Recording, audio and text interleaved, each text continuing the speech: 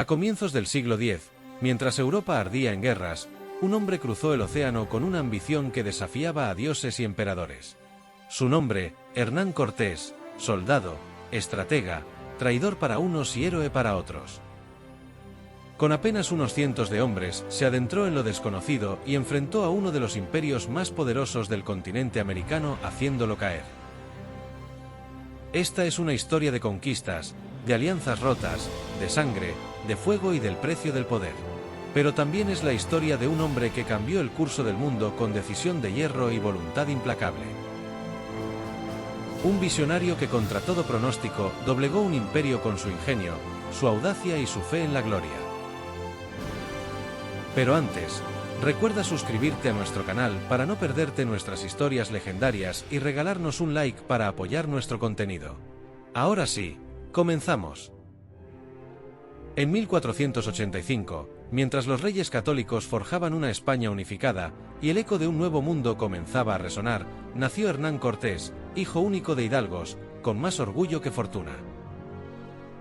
Sus padres no podían prever que ese niño de salud frágil, criado entre historias de caballeros y cruzadas, llevaría su ambición desmedida más allá del horizonte. Desde los campos polvorientos de Extremadura, soñando con gloria, comienza la historia de un hombre que cambiaría el destino de dos continentes. Desde muy pequeño, Hernán creció entre dos fuerzas opuestas: el orgullo de un linaje noble y la realidad austera de una familia sin fortuna. Su padre era un hidalgo con más apellido que tierras. Su madre, una mujer práctica, administraba con dignidad lo poco que tenían. Esa tensión entre el honor y la necesidad no solo marcaba el ambiente del hogar, sino que empezaba a forjar su carácter. Era un niño vivaz, perspicaz y curioso, con una inteligencia natural que destacaba entre los demás. Energía no le faltaba y desde temprana edad mostró una habilidad especial para persuadir, liderar y salirse con la suya. Durante su infancia, recibió la educación elemental típica de los hijos de hidalgos. Un poco de latín, algo de letras castellanas, rudimentos de aritmética, pero lo que más lo atraía no eran los libros, sino el campo abierto, los caballos, las espadas de madera y ese mundo físico libre que, sin saberlo, lo estaba preparando para algo más grande que su aldea. A los 15 años, Hernán fue enviado a Salamanca con el objetivo de obtener el grado de bachiller, una formación inicial de nivel universitario que habilitaba para oficios administrativos, jurídicos, menores o eclesiásticos. Su paso por la universidad fue breve. El rigor académico y la obediencia, la vida reglada, nada de eso armonizaba con su espíritu inquieto. Leía, sí, pero sin fe. Escuchaba, pero no obedecía. En menos de 2 años abandonó los estudios sin título, como tantos jóvenes de su clase que soñaban más con hazañas que con diplomas. Se trasladó luego a Valladolid, donde trabajó como aprendiz de escribano. Allí, en el mundo de los pleitos, contratos y testamentos, encontró algo que lo atrapaba: el uso estratégico del lenguaje, el arte de convencer y, sobre todo, los vericuetos de la ley castellana. Aprendía observando, asimilaba el poder de las palabras, de la estructura legal y de lo no dicho en los márgenes de un documento. Sin quererlo, estaba forjando herramientas para su verdadero destino: negociar alianzas, justificar conquistas y dominar imperios. Tenía el carácter de alguien que ya no quería quedarse quieto, altivo, bullicioso, inquieto y decidido a abrazar la carrera de las armas. A comienzos del siglo X se le presentaron dos caminos: unirse a las campañas militares de Gonzalo Fernández de Córdoba, el gran capitán en Italia, o embarcarse hacia las Indias con la flota de Nicolás de Obando. Eligió América. En 1504, con apenas 19 años, Hernán Cortés cruzó el Atlántico y llegó a la Española, la joya caribeña del naciente Imperio Español. No encontró gloria inmediata, sino un mundo áspero, jerárquico y lleno de pactos no escritos. El secretario del gobernador Obando lo recibió con favor, y a cambio de comprometerse 5 años le ofrecieron tierras, un solar para edificar casa y la promesa de futuras encomiendas. Cortés aceptó. Se registró como ciudadano, se adentró en la lógica de aquel orden incipiente y cambió la espada por la pluma. Participó en campañas contra caciques taínos en las regiones como Higuey, Bauruco, Daiwao y otras zonas de la isla y gracias a su desempeño recibió tierras, y fue nombrado escribano público en la villa de Azua. Allí, con algo de ganado, indígenas encomendados y astucia de sobra, se convirtió en un hacendado modesto, pero perspicaz. No había cruzado el mar para cultivar en paz, sino para entender cómo funcionaba el poder en estas tierras nuevas. En esos años aprendió a negociar, a administrar y a leer entre líneas. No conquistaba todavía, pero se preparaba en silencio. En 1511, Hernán Cortés dio un paso decisivo. El nuevo gobernador de la Española, Diego Colón, envió a Diego Velázquez a conquistar Cuba y Cortés se unió a la expedición como secretario del tesorero, pero no se limitó a redactar informes. Desde su puesto observaba el arte de tomar tierras, fundar ciudades y someter pueblos. Participó activamente en la campaña contra los taínos cubanos y su capacidad para negociar, persuadir y moverse entre poderosos no pasó desapercibida. Pronto, Velázquez confió en él. Como recompensa recibió nuevas tierras, encomiendas y un lugar privilegiado en la estructura de poder en Cuba. Ya no era solo un escribano ni un hacendado rural, era un operador político con instinto de estratega. Bajo el sol ardiente del Caribe, entre selvas, pergaminos y silencios, el joven impulsivo de Medellín terminaba de convertirse en un hombre con una ambición afilada. El conquistador aún no había emergido, pero ya estaba listo. Ya instalado en Cuba, Hernán Cortés empezaba a cosechar lo que tanto había observado. Recibió en encomienda a los indios de Manicaragua, expandió su ganadería y participó en la extracción de oro en las tierras del interior. Pero el poder, como siempre, venía con condiciones. Una de ellas se llamaba Catalina Suárez Marcaida. Cortés la cortejó y se casaron en 1512. Ese mismo año fue nombrado alcalde de Santiago de Baracoa. Ya no era el joven ambicioso de Azua, era ahora un hombre dentro del sistema con poder formal, enemigos discretos y un nuevo tablero frente a él. A finales de 1518, Hernán Cortés ya no era un colono más. En Cuba había acumulado tierras, poder y enemigos, pero su ambición miraba más allá.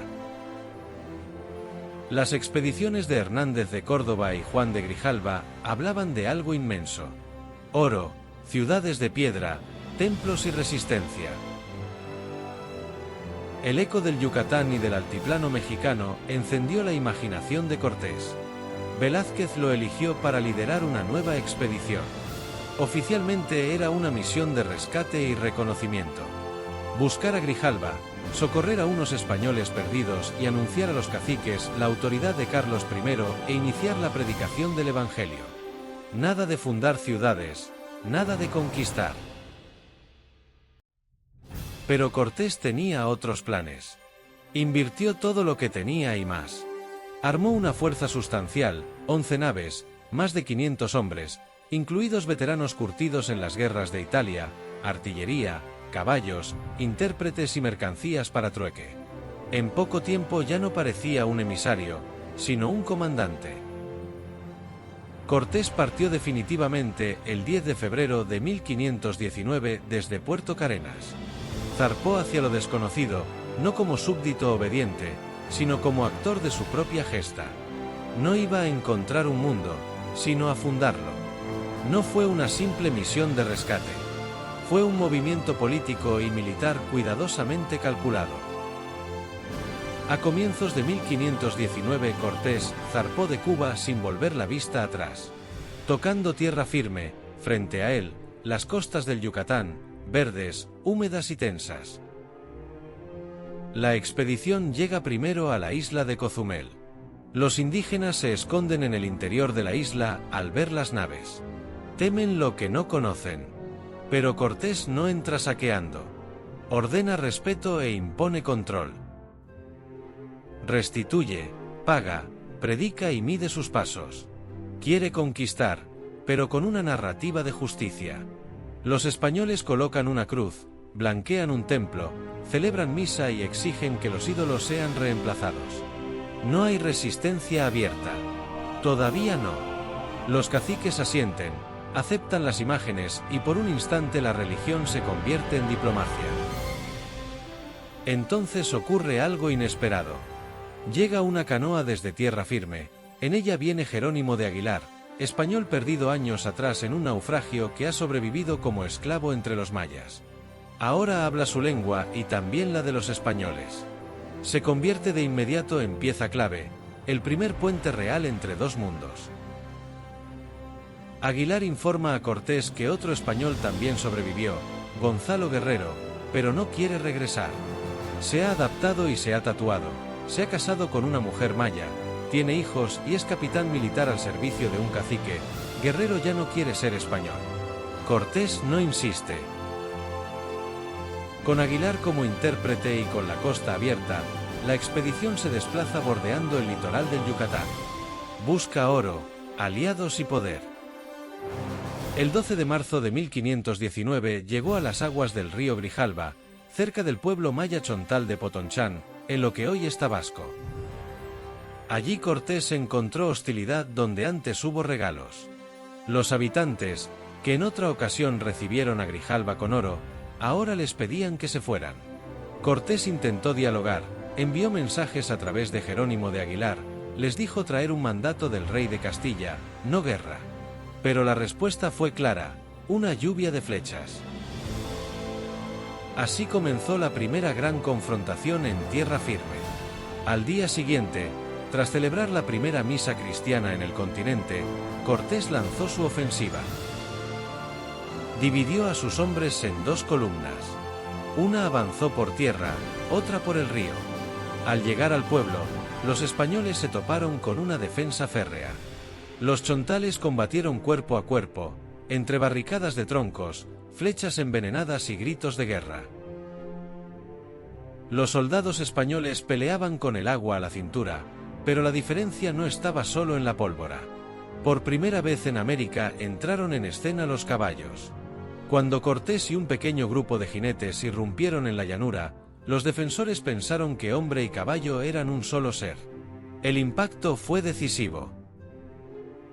Tras la toma de Potonchán, Cortés dio 3 golpes con su espada en una ceiba, el árbol sagrado de los mayas, y tomó posesión simbólica del lugar en nombre del rey.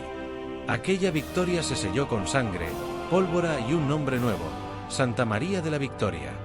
Pero el conflicto no había terminado. Al día siguiente envió a Pedro de Alvarado y a Francisco de Lugo a explorar los alrededores. Ambos fueron atacados.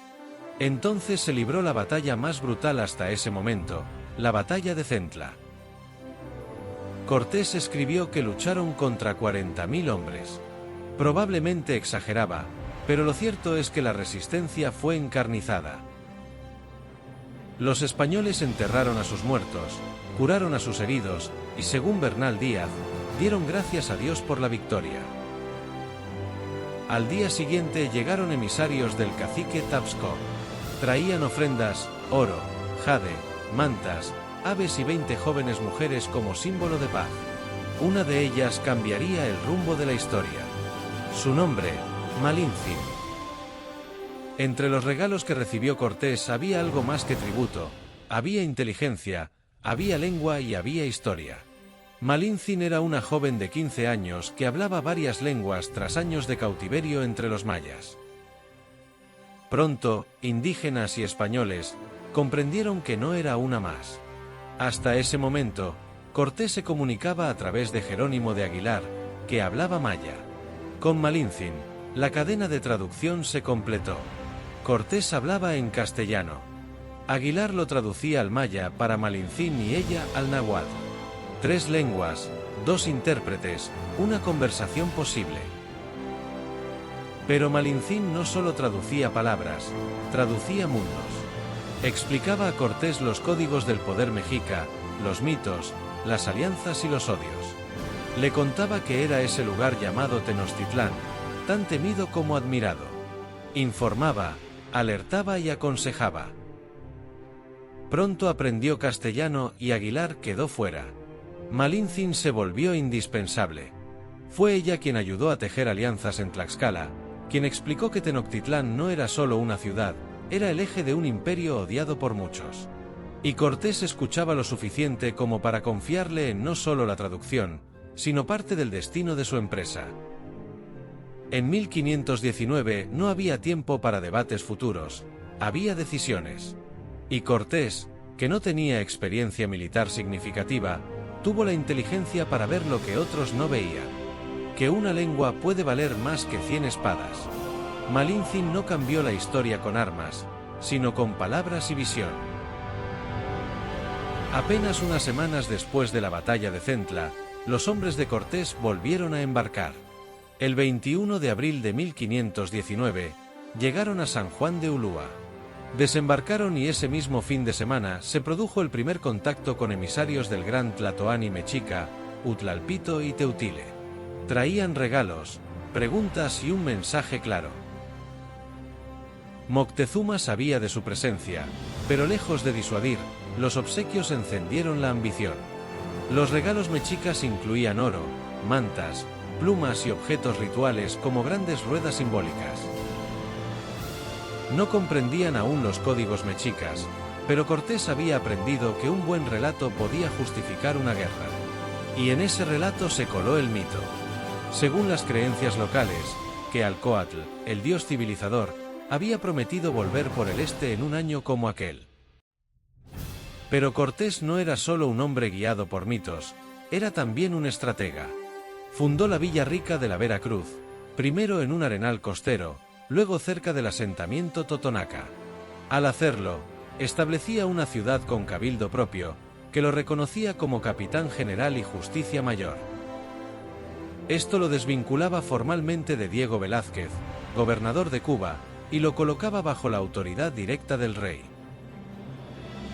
Los totonacas, hartos del dominio mexica y sus tributos, vieron en los españoles una posible liberación. Zempoala, su capital, fue el primer gran aliado nativo. Allí supieron los españoles de los sacrificios humanos exigidos por los mexicas, de la sangre que alimentaba a sus dioses. El cacique Cuautla denunció no solo el tributo de vidas, sino también las exigencias religiosas impuestas por Tenochtitlán.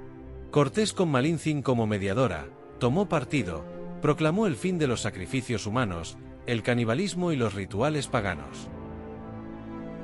Los totonacas no se opusieron. Permitieron que otros destruyeran los ídolos y aceptaron levantar cruces en sus templos. Como parte del pacto, ofrecieron 8 doncellas para unirse a los españoles.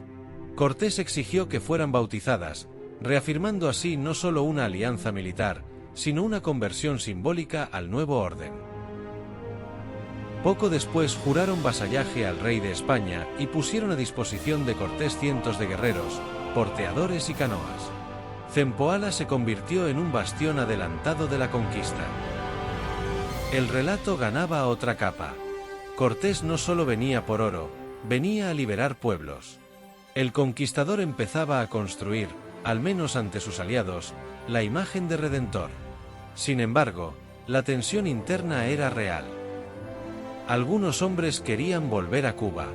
Cortés se adelantó, disuadió a los indecisos, castigó a los traidores y envió procuradores a España con una versión favorable de los hechos.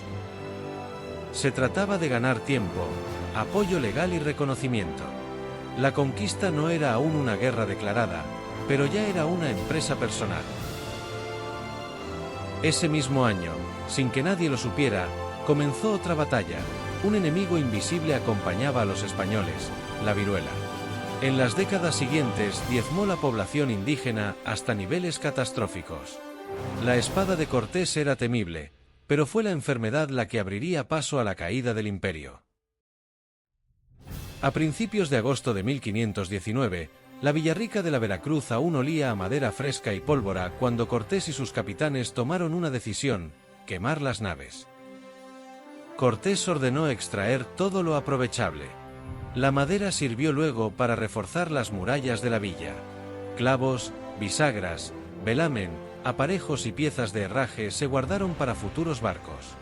Este gesto tenía un doble filo.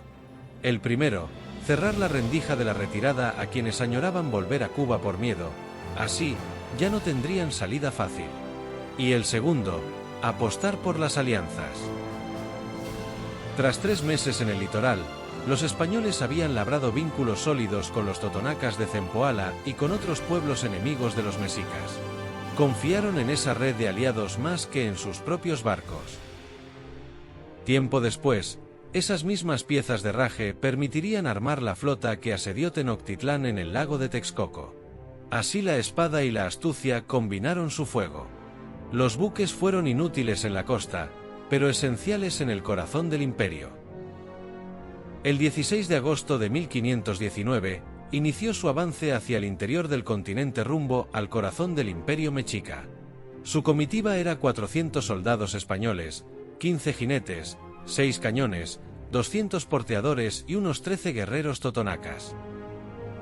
Tras pasar por Zutla y ver por primera vez Unión Pantley repleto de cráneos humanos, supieron por los totonacas que el camino por Cholula estaba plagado de guarniciones mexicas. Decidieron ir a Tlaxcala, tierra independiente y orgullosa, pero también enemiga acérrima de Moctezuma. Cortés vio la oportunidad y apostó por ella. Entraron en tierras tlaxcaltecas a finales de agosto y de inmediato fueron atacados. El primer día resistieron emboscadas sin sufrir bajas, pero con caballos muertos.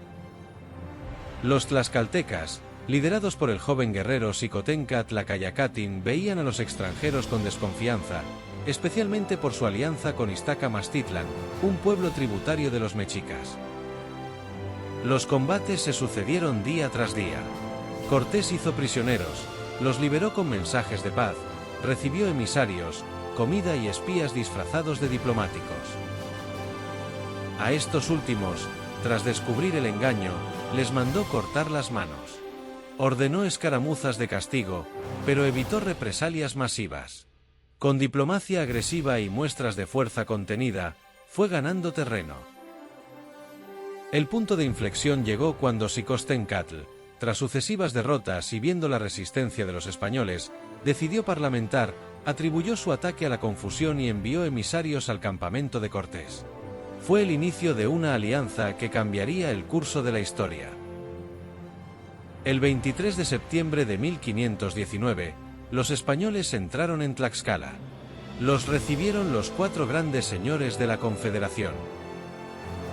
Les ofrecieron alimentos, hospedaje, información militar y política. Durante su estancia, los líderes fueron catequizados y bautizados. Algunos conquistadores se unieron en matrimonio a mujeres nobles tlaxcaltecas, como el caso de María Luisa Xicotencatl, y se selló así una alianza dinástica y militar. Los tlaxcaltecas, derrotados pero convencidos, decidieron apoyar la causa de Cortés contra el poder de Tenochtitlán. Se compartieron estrategias y se forjó una narrativa común. Los mexicas eran tiranos, los españoles libertadores. Camino a Tenochtitlán, tras sellar la alianza con Tlaxcala, Hernán Cortés se dirigió a Cholula. Era el 18 de octubre de 1519. Los embajadores de Moctezuma lo habían instado a pasar por allí, prometiendo una recepción honorable. Y así fue al principio. Fueron recibidos con solemnidad al son de caracolas por sacerdotes y dignatarios locales. Pero la hospitalidad era solo la superficie de un terreno minado. Cholula no era una ciudad unitaria. Estaba dividida en al menos 6 calpullis, barrios o unidades sociopolíticas con autonomía propia, con rivalidades internas profundas. 3 de ellos eran fieles a Tlaxcala. Los otros 3 promexicas habían recibido sobornos de Moctezuma y dado un golpe de estado un año antes. Fue esa facción la que organizó una emboscada. Cerraron caminos, cavaron trampas, tapearon calles, escondieron piedras en los tejados y expulsaron de la ciudad a los aliados tlaxcaltecas. Todo indicaba que esperaban a los españoles para aniquilarlos. Cortés fue advertido desde varios frentes, por Malintzin, alertada por una anciana cholulteca, por sacerdotes locales, por los tlaxcaltecas que ya conocían las lealtades divididas y por los totonacas que vieron las trampas y los signos evidentes de preparación militar. Cortés decidió actuar antes de que cayera la trampa. Convocó a los principales señores cholultecas afines a Moctezuma. Los hizo prisioneros y al disparo de un arcabuz se desató el castigo. La ciudad ardió durante horas. Las caltecas y totonacas que aguardaban fuera entraron por los accesos y se sumaron a la ofensiva. No fue una masacre indiscriminada.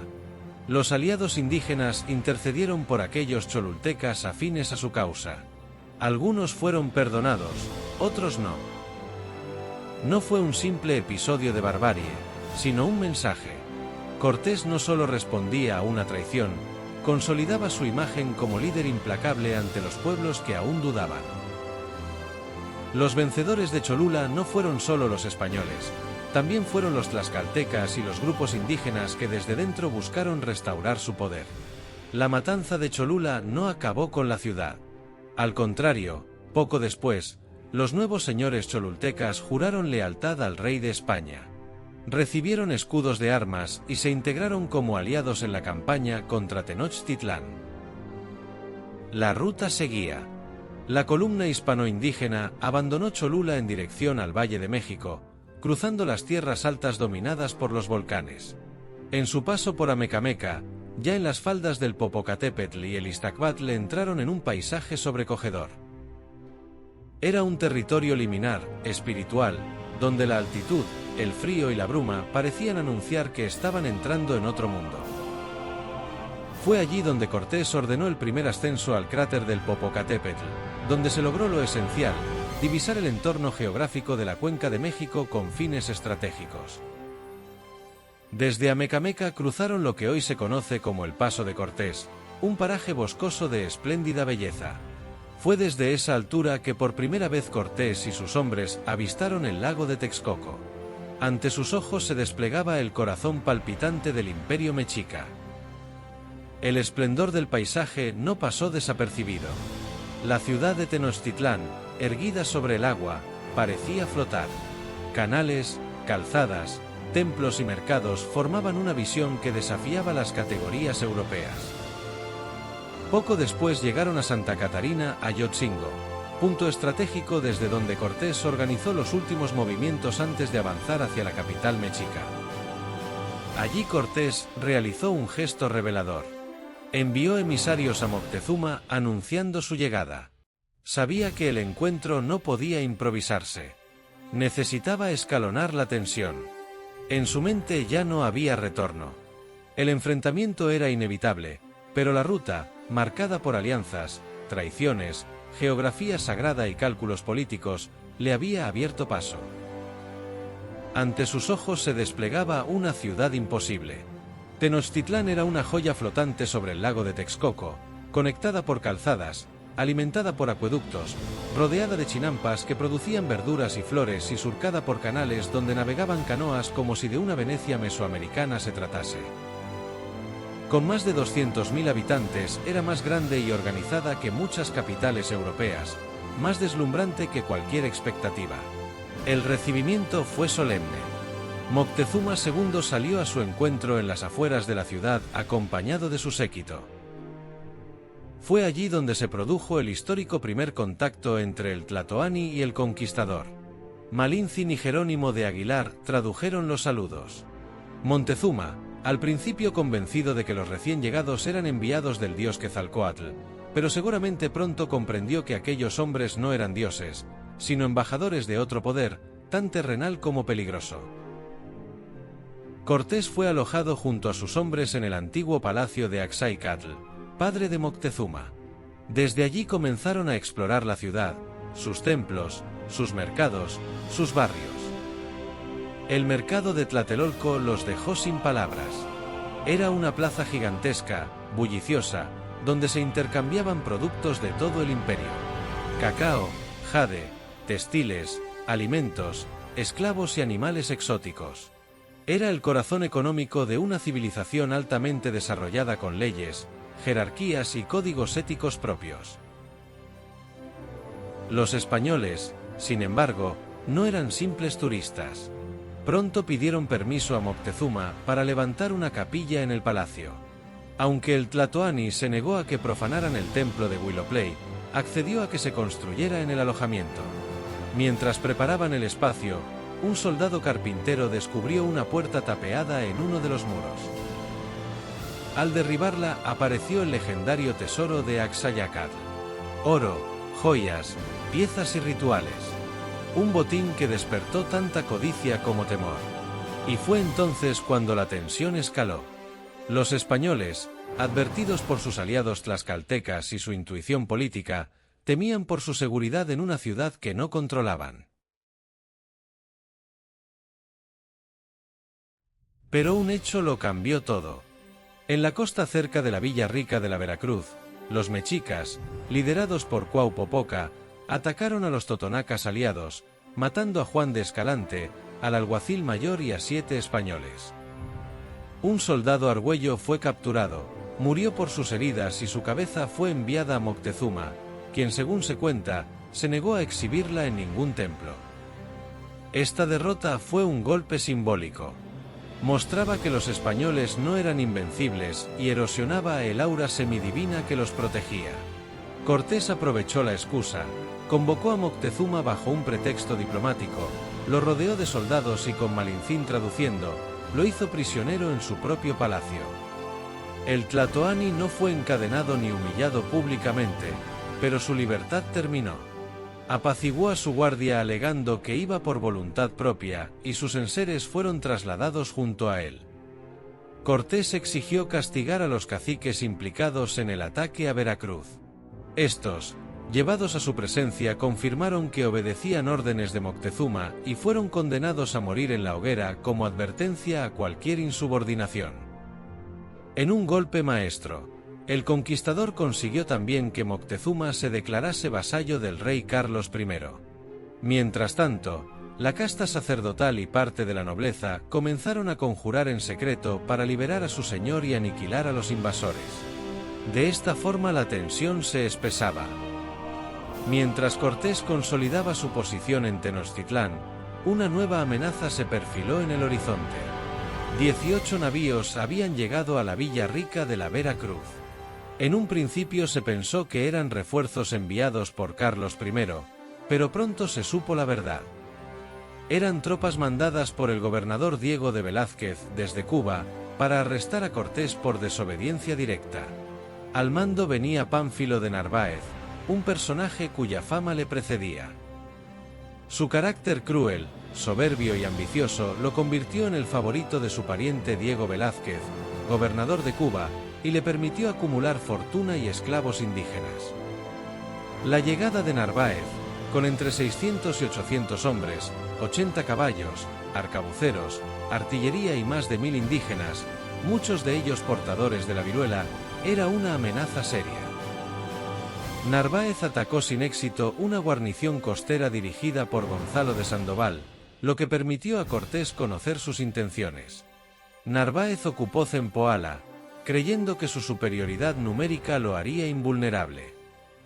Cortés comprendió el riesgo de una guerra entre españoles que podía debilitar la percepción de fuerza entre los indígenas, dejó al mando de Tenochtitlán a Pedro de Alvarado y con solo 266 soldados y unos pocos aliados tlaxcaltecas partió al encuentro del enemigo. El 27 de mayo de 1520, en plena tormenta, Cortés atacó por sorpresa. La lluvia apagó la pólvora enemiga. Su vanguardia tomó rápidamente la artillería, la caballería y el templo donde se refugiaron los hombres de Narváez. Los hombres de Cortés incendiaron el edificio y durante el combate, Narváez fue herido en un ojo y capturado. Fue encerrado por 2 años en Veracruz, donde nunca recuperó su prestigio. La mayoría de sus hombres aceptaron unirse a Cortés, atraídos por la riqueza prometida. Cortés triplicó así sus fuerzas. La lucha entre españoles reveló que el mayor obstáculo para la conquista no solo eran los pueblos mesoamericanos, sino también las fracturas del propio mundo hispano. Tras la partida de Cortés para enfrentar a Narváez, Pedro de Alvarado quedó al mando en Tenochtitlán. El clima era tenso. La ciudad hervía de resentimiento por el encierro de Moctezuma y por las imposiciones religiosas de los españoles. De esta forma comenzaron a socavarse las bases culturales del mundo mexica. En ese contexto, los mexicas se preparaban para celebrar el Toxcatl, una de sus festividades más sagradas. Estas incluían danzas, música, flores y el sacrificio de un joven bello que encarnaba al dios por un año. El honor y la tragedia iban de la mano. Cortés, antes de marcharse, autorizó la celebración. Alvarado, temiendo una conspiración para atacarlo o tal vez influido por sus aliados tlaxcaltecas, permitió el inicio del ritual y luego en plena ceremonia ordenó la matanza. Los nobles mexicas, vestidos con sus mejores galas, danzaban desarmados en el patio del Templo Mayor, cuando los españoles cerraron las salidas y atacaron sin previo aviso. Alvarado justificó su acción diciendo que los mexicas servían agua en grandes ollas para cocinar carne española, pero las pruebas eran vagas. La ciudad estalló y el pueblo se alzó en armas. Los españoles se refugiaron en el palacio de Axayácatl y pusieron bajo más estricta vigilancia a Moctezuma. Cuando Cortés regresó, encontró a Tenochtitlán en estado de guerra. Trató de calmar a la multitud, usando a Moctezuma como intermediario. Pero el emperador, al intentar hablar desde un balcón, fue apedreado por su propio pueblo. Moriría poco después. Cortés y sus hombres, sitiados en el palacio de Axayácatl, sin agua, víveres ni esperanza, decidieron huir. La noche del 30 de junio de 1520, bajo la lluvia, Cortés y sus hombres iniciaron la retirada por la calzada de Tacuba. Había organizado una comitiva inmensa. Caballos, mujeres, aliados tlaxcaltecas, portadores, soldados y un puente portátil para cruzar los cortes en la calzada. A pesar del sigilo, fueron descubiertos. Una mujer dio la alarma.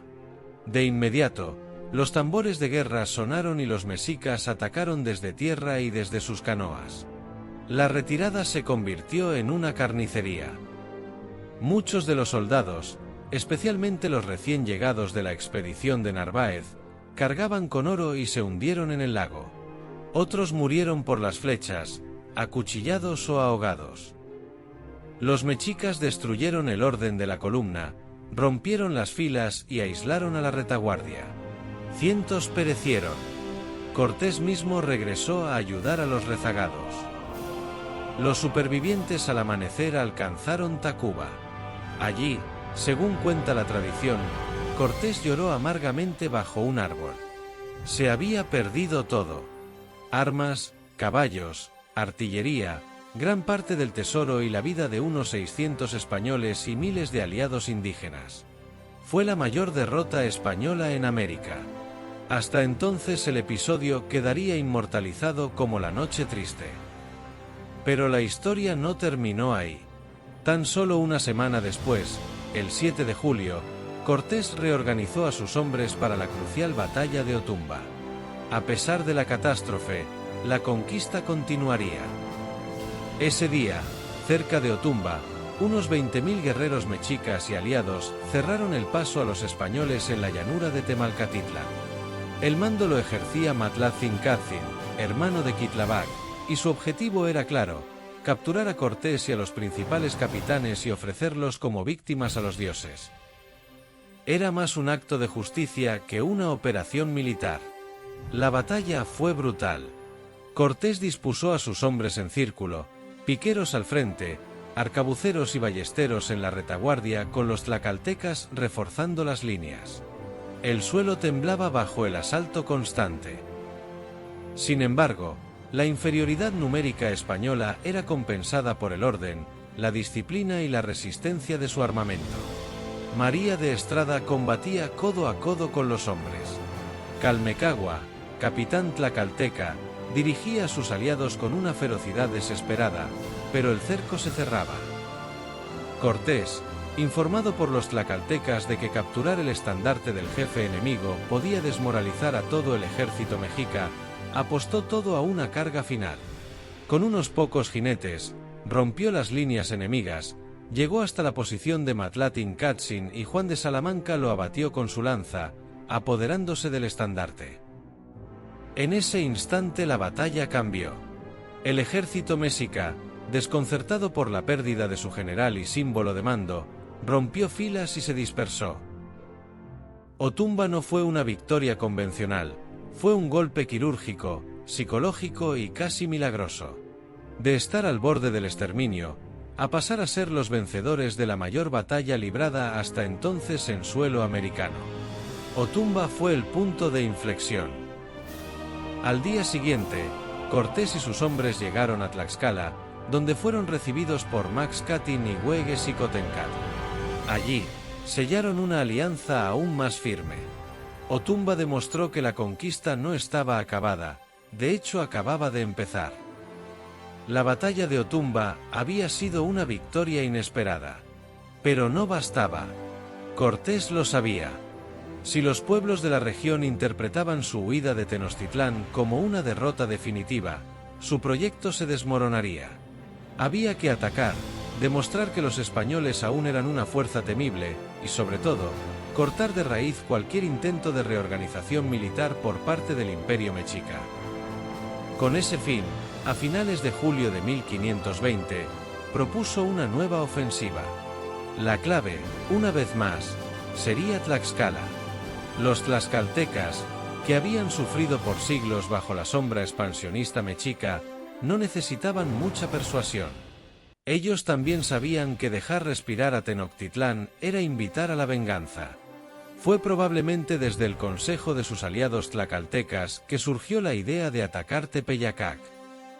Tepeyacac, una plaza clave entre el centro del Imperio Mexica y la frontera oriental. Tepeyacac no era solo una guarnición estratégica, controlaba rutas comerciales, servía de punto de paso para tributos y tropas y representaba la proyección militar de los tenoctlas hacia el este. La ofensiva fue rápida y contundente. Pero, los verdaderos protagonistas de la victoria fueron los miles de guerreros tlaxcaltecas que componían el grueso del ejército. Por cada español había al menos 5 o 10 aliados indígenas. Sin artillería ni caballería efectiva, la campaña fue ganada a base de conocimiento del terreno, superioridad numérica local y el agotamiento de las fuerzas mexicas. Tepeyacac cayó. La victoria fue celebrada como una señal. Cortés no había sido derrotado. Y Tlaxcala y sus aliados habían demostrado que podían llevar la guerra a territorio mexica. Desde allí, el siguiente paso era reorganizar la ofensiva final. En esa campaña se sembraron los cimientos del asedio a Tenochtitlán. Se restauró la moral, se afianzó la alianza con los tlaxcaltecas y se recuperó el impulso estratégico que la Noche Triste había puesto en duda. En octubre, Cortés ordenó construir 13 bergantines en Tlaxcala, naves para dominar el lago de Texcoco y anular la insularidad mexica. Cientos de tamemes trasladaron las piezas a Texcoco. El 30 de octubre, en Segura de la Frontera, firmó la segunda carta de relación a Carlos I, minimizando el rol indígena mientras cumplía 35 años. A finales de noviembre, la viruela mató a Quitlabac, el tlatoani, que lideró la resistencia. Cuauhtémoc, joven y decidido, lo sucedió como último señor de Tenochtitlán. Desde diciembre, Cortés lanzó campañas para aislar a los aliados mexicas en Iztapalapa, Texcoco y Tacuba, desgastándolos sistemáticamente. El 27 de diciembre en Tlaxcala dictó ordenanzas militares, detalló recursos y planificó el sitio. Y en enero de 1521, nuevos refuerzos duplicaron su ejército, sumando europeos y entre 80.000 y 200.000 aliados indígenas. En febrero y marzo, los bergantines llegaron a Texcoco, listos para flotar. A finales de mayo de 1521 comenzó el asedio de Tenochtitlán. Cortés, siguiendo el modelo de asedios castellanos, optó por una guerra de desgaste, destruir acueductos, bloquear víveres y esperar la rendición. No buscaba arrasar la ciudad, sino rendirla por hambre. El ejército fue dividido en 4 cuerpos. Pedro de Alvarado con su hermano Jorge y miles de tlaxcaltecas tomó Tacuba. Cristóbal de Olid con Andrés de Tapia y Francisco Verdugo se posicionó en Coyoacán. Gonzalo de Sandoval, con apoyo de Chalco, ocupó Iztapalapa. Cortés comandó directamente los 13 bergantines claves para dominar el lago.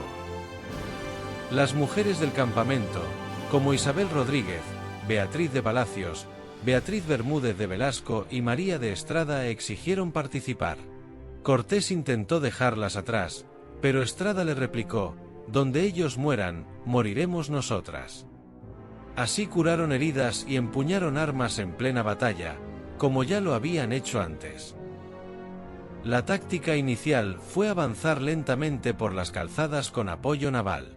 Cuauhtémoc respondió con trampas estacadas y emboscadas. La lucha se volvió una carnicería. Alvarado fue rodeado en el puente de Tlacopán. Cortés casi es capturado. La moral cayó. Algunos aliados desertaron, pero Cortés no cedió. Modificó la estrategia. En lugar de retirarse por la noche, como era costumbre, ordenó pernoctar en los puentes, rellenó canales con escombros, fortificó posiciones y destruyó poblaciones que resistían. Poco a poco, los bergantines rompieron las estacadas fluviales y el asedio avanzó. Las condiciones en la ciudad eran insoportables, sin agua dulce, sin comida, con pestes y disentería. Se comían raíces, cueros y arcilla. Cortés ofreció la paz 3 veces. Cuauhtémoc se negó. Finalmente, el 13 de agosto de 1521, Cuauhtémoc fue capturado mientras intentaba huir en unas canoas junto a su familia y parte del tesoro. Tenochtitlán cayó. El 13 de agosto de 1521, tras 93 días de asedio, la ciudad mexica ardía entre escombros, hambre y cuerpos mutilados. Lo que alguna vez fue una joya sobre el agua, era ahora una tumba flotante. Cortés recibió a Cuauhtémoc, el joven tlatoani, capturado mientras intentaba escapar por el lago. Lo hizo traer ante sí entre lodo, sangre y silencio. El conquistador no celebró, preguntó por el oro perdido durante la noche triste. Cuauhtémoc guardó silencio, pero Cortés insistió. Entonces vino el tormento. Frente a todos, Cuauhtémoc y el señor de Tlacopán, Tacuba, fueron sometidos a tortura. Según los relatos, les mojaron los pies en aceite y luego los encendieron, quemándolos cruelmente en busca de una confesión. La piel se abría y la carne se cocía viva. El tlatoani no gritó, no suplicó. Durante el suplicio, finalmente habló. El oro había sido arrojado al fondo del lago y parte escondida en tierras vecinas, pero nunca apareció. En los días siguientes, casi toda la nobleza mexica fue ejecutada. Los que quedaron eran apenas niños. Las cifras estiman unos 240.000 muertos. Cortés en sus cartas reduce el número a 67.000 en combate y 50.000 por hambre. Pero las calles estaban llenas de cadáveres y los canales de cuerpos flotando. De las huestes españolas sobrevivieron solo 900 soldados, 80 caballos, 16 cañones y los 13 bergantines. Y sin embargo, la historia no se escribe solo con pólvora europea. Los verdaderos artífices de la caída fueron los aliados indígenas. Hasta 200.000 hombres combatieron junto a Cortés, no por oro, sino por la oportunidad de acabar con el dominio mexica. Fue su guerra también, su revancha, su caída y su traición, porque al final los privilegios fueron para unos pocos. Tlaxcala, Cholula y Chalco recibieron encomiendas y trato preferente. El resto fue repartido como botín. Mano de obra para nuevas haciendas. Sujetos a nuevos señores. Capitanes españoles recompensados con tierras y vasallos bajo el amparo de las mercedes otorgadas por Cortés. Hernán formó su marquesado del Valle de Oaxaca, un imperio dentro del nuevo imperio. El Redentor se convirtió en noble, el conquistador en terrateniente. El mundo cambió, pero no todos cambiaron de lugar en él. Tenochtitlán había sido reducida a cenizas, pero desde sus ruinas nacía la Ciudad de México. Cortés, ahora amo y señor del nuevo mundo conquistado, comenzó a moldear su imperio. Repartió tierras entre sus hombres, fundó el primer cabildo y levantó su residencia en Coyoacán, lejos de los canales enlodados de la antigua capital mexica. Era el momento de su apogeo. Gobernaba con autoridad absoluta, con el respaldo de la espada y el vacío de poder que había dejado la caída de los mexicas. Ninguna figura en la Nueva España tenía más poder, ni más riqueza, ni más miedo que él. Pero incluso en la cima el poder se tambalea. En agosto de 1522 llegó Catalina Suárez, su esposa desde Cuba. Poco después murió repentinamente en Coyoacán. La causa oficial fue asfixia, los rumores, asesinato. Se decía que Cortés ya no la quería, que estorbaba y que era un obstáculo en su nueva vida. Nada se probó, ni se olvidó. La ciudad crecía, pero sobre cimientos inestables. Mientras los templos mexicas eran reemplazados por iglesias y los palacios por casas coloniales, también se alzaban las primeras sombras, intrigas, envidias y sospechas. El poder absoluto de Cortés comenzaba a agrietarse justo cuando parecía eterno. La corona finalmente habló. Carlos V reconoció lo innegable. Hernán Cortés, conquistador de imperios, era ahora gobernador, capitán general y justicia mayor de la Nueva España. Con tinta real y sellos imperiales, su poder se volvió legítimo. En México, el nuevo orden empezaba a tomar forma. Llegaron los primeros frailes que portaban crucifijos, no espadas. De esta forma comenzó la catequización. Se instauró el sistema de encomiendas, tierra y vasallos indígenas entregados a los conquistadores como recompensa. Justicia y saqueo, fe y dominación. Se tejían en el mismo hilo. Pero ningún imperio se levanta sin enemigos. Desde Coyoacán, Cortés envió una fabulosa suma de oro y joyas al rey, un tributo de lealtad o de advertencia. Nunca llegó. El tesoro fue interceptado por piratas franceses. En Castilla la noticia corrió como la pólvora. ¿Realmente lo habían robado o Cortés lo había ocultado? En la corte los rivales esperaban. Velázquez, el obispo Fonseca, burócratas celosos y nobles humillados. Todos acechaban al hombre que había conquistado un imperio sin permiso. Sabían que un error bastaba. Cortés cometió su mayor error, pero no con espada, sino con los pies. En 1524 abandonó el corazón de su imperio y marchó hacia el sur a castigar a Cristóbal de Olí, su capitán rebelde, quien Cortés había mandado a una expedición por mar y que se había aliado con Diego Velázquez. La expedición a la actual Honduras era urgente y temeraria. Encomendó la Ciudad de México a funcionarios ambiciosos, dejándola sin liderazgo. Su expedición atravesó selvas, ríos y pantanos. Cruzó a Calán-Petén-Itzá y llegó hasta la lejana Honduras. Iba en busca de lealtad y halló sospechas. Entre su séquito iban Cuauhtémoc, Tetlepanquetzal y Cananacoch, señores mexicas. Pero en el trayecto alguien denunció una conjura. Cortés los mandó arrestar, los interrogó y ordenó su ejecución. A orillas del Usumaquinta colgó a Cuauhtémoc. Con él, caía no solo un hombre, sino el último símbolo vivo del mundo vencido. La expedición siguió. Cortés fundó Trujillo, se enfrentó a pueblos mayas, negoció treguas, aplastó resistencias, pero su imperio en México se desmoronaba. En su ausencia, los oficiales reales saqueaban, los enemigos conspiraban y su nombre empezaba a mancharse de dudas. Regresó por mar en 1526. Había cruzado selvas, selvas de verdad y selvas de poder.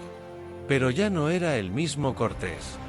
Había sido juez y verdugo, gobernador y fugitivo, conquistador y traicionado. A Olid finalmente lo ejecutaron hombres de Cortés, pero la sangre derramada en Honduras no selló su autoridad, solo dejó más heridas abiertas, lo debilitó. Cortés volvió, pero no al imperio que había dejado. Regresó por mar en abril de 1526, interrumpiendo su expedición a Nicaragua tras recibir alarmantes noticias desde la capital Ciudad de México. Su joya era ahora un campo de intrigas. Durante su ausencia, Gonzalo de Salazar y Pedro Almídez Chirino, oficiales reales ambiciosos, se habían adueñado del poder. En su nombre se cometieron abusos atroces. Rodrigo de Paz, hombre de confianza y primo de Cortés, fue torturado hasta la muerte para arrancarle secretos sobre un supuesto tesoro oculto, saqueando sus bienes. Los tributos a los pueblos indígenas aumentaron sin medida. La autoridad de Cortés fue borrada, o eso creían. Cuando llegó a San Juan de Ulúa, su prestigio aún era fuerte entre muchos. Fue recibido con esperanza y temor. Desde allí marchó a la Ciudad de México, donde comenzaron los ajustes de cuentas. Los usurpadores fueron apresados, enjaulados y humillados públicamente, pero algo había cambiado. Cortés tenía 40 años y aunque recuperó el control, ya no tenía el aura del conquistador invencible. El poder absoluto que una vez sostuvo, ahora estaba resquebrajado. Había regresado, pero su sombra no era la misma. 2 semanas después de su llegada, el 2 de julio, arribó Luis Ponce de León, juez enviado por el rey para iniciar un juicio de residencia y una auditoría completa de su gobierno. Tenía la orden de quitarle el poder y enjuiciarlo por abusos y crímenes, pero el destino intercedió. Ponce murió antes de abrir el proceso. Al mismo tiempo, los primeros dominicos liderados por Fray Tomás Ortiz arribaron. La relación fue gélida. Ortiz insinuó que Ponce planeaba medidas drásticas contra Cortés según rumores. El conquistador cauto no cayó en provocaciones, pero tomó nota. La tensión entre Cortés y los nuevos frailes se hizo evidente. Fray Domingo de Betanzos, austero y moralista, no aprobaba la afición de Hernán por el juego o las mujeres. Cortés cambió su actitud. Ese mismo año, en su último acto como gobernante, donó tierras a las hijas de Moctezuma, a quienes había sacado consigo durante la noche triste y llevado a vivir con él. Fue más que una reparación, fue política. A doña Isabel, con quien tuvo una hija, le entregó la encomienda de Tacuba y a doña Mariana Leonor, la de Ecatepec. Las casó con conquistadores leales a su causa. Así consolidaba alianzas. No fueron cacicas, sus esposos administraban los tributos y de esta forma sus linajes sobrevivieron. Así, Cortés se aseguraba de que la sangre real mexica quedara atada a su nueva nobleza. El juicio de residencia no murió con Ponce. En 1529 sería retomado por Nuño de Guzmán, esta vez con toda la calaña política. El poder de Hernán Cortés se desmoronaba. El 3 de septiembre de 1526 firmó su quinta carta de relación, un último intento de defender su gobierno ante Carlos V, mientras las acusaciones de deslealtad lo acechaban. Envió joyas y oro al rey, buscando recuperar su favor, pero la corona ya no confiaba en el conquistador. Marcos de Aguilar, sucesor de Ponce de León, lo despojó de su autoridad como capitán general y repartidor de indios. El hombre que doblegó Tenochtitlán con fuego y sangre fue relegado y su gloria usurpada por burócratas. En 1527, tras la muerte de Aguilar, Alonso de Estrada, antiguo aliado convertido en rival, asumió el gobierno y confinó a Cortés a Coyoacán, lejos del poder. Aún en el aislamiento, Cortés no se rindió. Su mirada se volvió al mar. Financió una expedición a las Molucas liderada por su primo Álvaro de Saavedra Cerón, que zarpó de Chihuatanejo en octubre de 1527. Soñaba con rutas de especias y nuevos horizontes, un desafío a la corona que lo marginaba. Pero su cuerpo, atrapado por la política y los celos de sus enemigos, no podía seguir el vuelo de su mente. Despojado de poder en Nueva España, Hernán Cortés blandió su nombre como arma y cruzó el océano en abril de 1528 rumbo a España. Llevaba joyas, regalos exóticos y a nobles indígenas como hijos de Moctezuma para impresionar a Carlos V y defender su legado. En julio de 1528 se enfrentó al emperador. No pedía clemencia, sino justicia, títulos, Tierras y honor. 6 de julio de 1529 Carlos V lo nombró marqués del Valle de Oaxaca, con 23.000 vasallos y el título de capitán general del Mar del Sur. Pero el gobierno de Nueva España le fue negado. Ganó nobleza pero no poder. En abril de 1529, Cortés se casó con doña Juana de Zúñiga, hija de una influyente familia noble, fortaleciendo su posición. Envió emisarios al Papa Clemente VI obteniendo bulas que legitimaron a sus hijos licencia para un mayorazgo. Firmó una capitulación para explorar el Mar del Sur, aferrándose a la conquista como redención. Pero en México la primera audiencia bajo Nuño de Guzmán despojaba a sus aliados y confiscaba sus bienes. Admirado en la corte española, Cortés era atacado en la tierra que conquistó. En julio de 1530 regresó a Nueva España con un séquito de 400 personas, incluyendo a su esposa y su madre, doña Catalina Pizarro. El viaje fue duro y lleno de penurias. En Veracruz, una orden real lo obligó a esperar en Tlaxcala y Texcoco hasta la llegada de la segunda audiencia. Allí el hambre y las enfermedades cobraron vidas, incluida la de su madre. Sin trono en Nueva España, Hernán Cortés se refugió en sus dominios.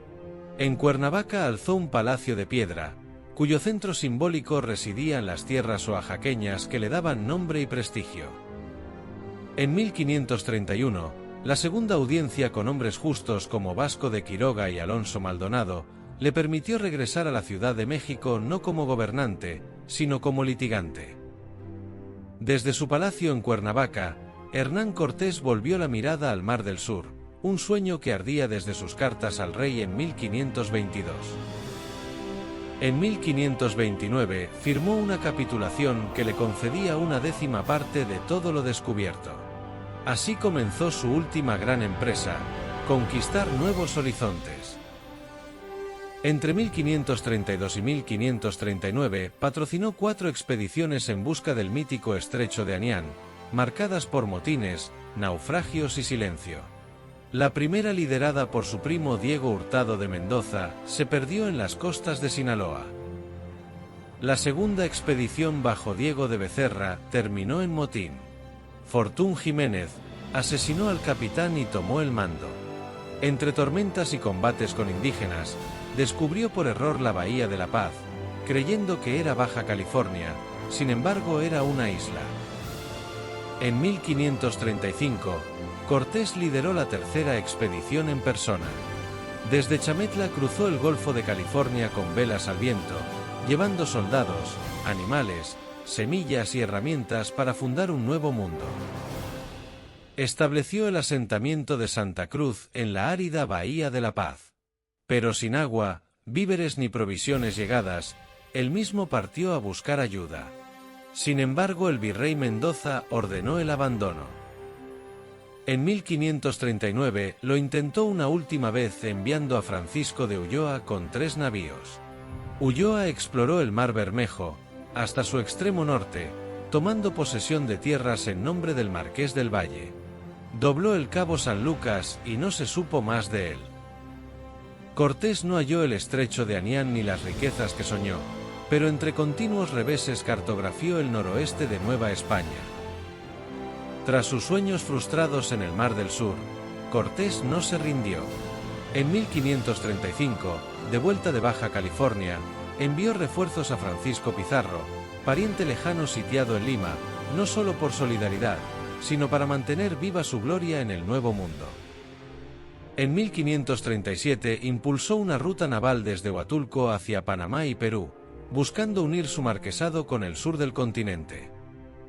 En 1538 se unió con el virrey Antonio de Mendoza en la celebración formal de las paces entre Carlos V y Francisco, y un frágil instante de tregua entre adversarios.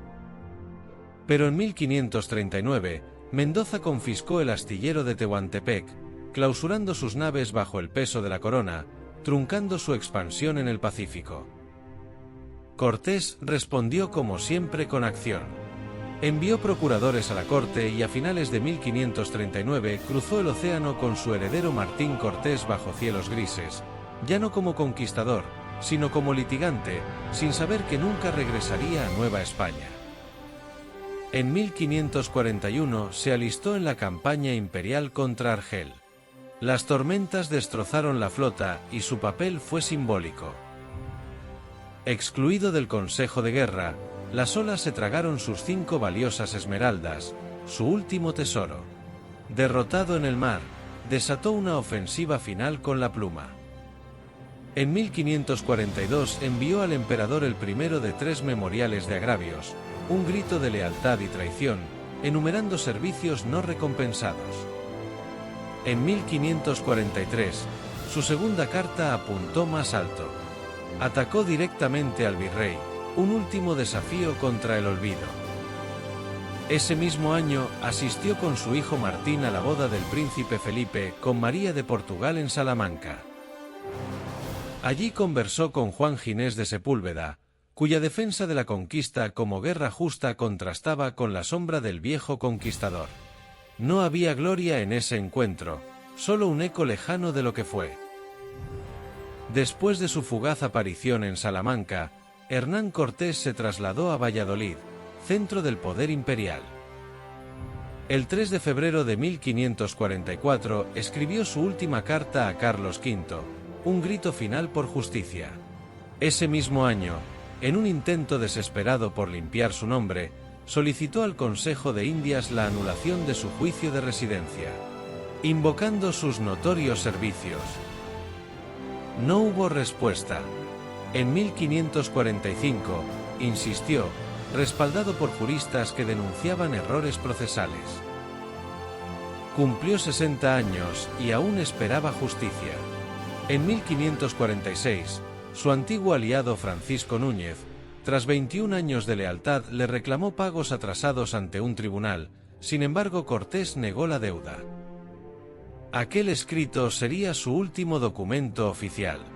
El conquistador que una vez puso a un imperio de rodillas, ahora vagaba entre Valladolid y Sevilla con más silencio que poder, con más pasado que futuro. El conquistador de Tenochtitlán terminó convertido en un hombre olvidado por la corte, empobrecido por sus expediciones y desgastado por las intrigas. Residía en una casa-palacio en Castilleja de la Cuesta, propiedad de su amigo don Alonso Rodríguez de Medina. Ahí pasó sus últimos días. Aquejado por enfermedades crónicas, posiblemente disentería o pleuritis agravadas por la edad y el desgaste físico. El 2 de diciembre de 1547, sabiendo que el final se acercaba, Cortés dictó su testamento en el que redujo la herencia de su hijo Luis, una decisión amarga que cerraba una vida marcada por la gloria y la disputa. Ese mismo día, Hernán Cortés de Monroy murió a la edad de 62 años. Sin corte, sin cruzadas ni ceremonias. Tras su muerte fue sepultado en el monasterio de San Isidoro del Campo, bajo las gradas del altar mayor, con un epitafio que le dedicó su hijo Martín Cortés. Pero ni su tumba tuvo descanso. Cortés fue enterrado y desenterrado al menos 9 veces. Finalmente fue trasladado a la Ciudad de México, donde hoy descansan en la iglesia contigua al Hospital de Jesús Nazareno, fundado por él mismo. Su tumba lleva una placa de bronce. Hernán Cortés, 1485 a 1547, sepultado por fin en la tierra que conquistó. La figura de Hernán Cortés aún arde bajo la piel de la historia. Para algunos es el héroe que conquistó un imperio con apenas unos cientos de hombres. Para otros, el traidor que destruyó una civilización. Pero más allá del juicio, su vida fue el cruce brutal de 2 mundos. En ese cráter nació la Nueva España. Su legado no está solo en códices rotos o ciudades fundadas.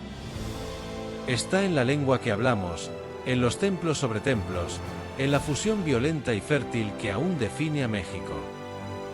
Fue el arquitecto de un orden nuevo y aterrador. Sin Cortés, la historia de América sería otra. Su personalidad lo refleja. Contradictorio, carismático y calculador. Amaba la guerra, pero hablaba con voz serena. Era culto, leía a Aristóteles, estudiaba leyes, pero también apostador y mujeriego. Tuvo 6 mujeres, entre ellas Malintzin e Isabel Moctezuma. Sabía rezar con fervor y matar con decisión. Fue un estratega frío y un conversador cálido. Según Bernal Díaz, valiente a pie y a caballo. Según Fray Motolinía, un civilizador respetuoso con los indígenas. Detestaba la blasfemia, pero aún más los abusos contra los indios, a quienes los maltrataban o robaban, los castigaba con dureza. Incluso con la horca. Según sus enemigos, fue un ambicioso sin escrúpulos. Pero nadie, ni aliados, ni cronistas, ni emperadores, dudó de su genio. Mucho antes de Tenochtitlán, en el Caribe, Cortés ya intuía que conquistar no bastaba, había que convivir. En Santo Domingo se unió a una mujer taína, la bautizó con el nombre de su abuela y tuvo con ella una hija. Contra las críticas, eligió integrarse. Comprendió que los indígenas sabían cultivar, comerciar y sobrevivir. Fue su primer acto mestizo y no sería el último. Y cuando años después se lanzó a explorar Baja California, no iba a saquear. Llevó caballos, bueyes, semillas y gallinas. No iba de paso, quería quedarse. No sabía qué encontraría, pero sabía que no quería replicar Castilla. Su sueño era crear algo nuevo con lo que tuviera a mano. Cada vez más alejado de su cultura original, salvo la religión, se volvió algo distinto, un puente entre dos mundos. Cortés no quería ser rey ni emperador. Soñaba con ser tlatoani. Gobernar no desde la corona, sino desde el símbolo. Y quizá eso explica su paradoja. No fue un español en México, sino un hombre entre mundos. Su ambición forjó un país, pero también sembró heridas. Hoy su tumba guarda silencio, pero su nombre aún provoca, porque en cada esquina de nuestra historia hay un poco de Cortés y si aún hay dudas sobre su legado, basta mirar a Tlatelolco. En la plaza donde cayó Cuauhtémoc, una placa lo resume todo. No fue triunfo ni derrota. Fue el doloroso nacimiento del pueblo mestizo que es el México de hoy. Cortés no solo dejó cenizas, sembró la semilla de un país.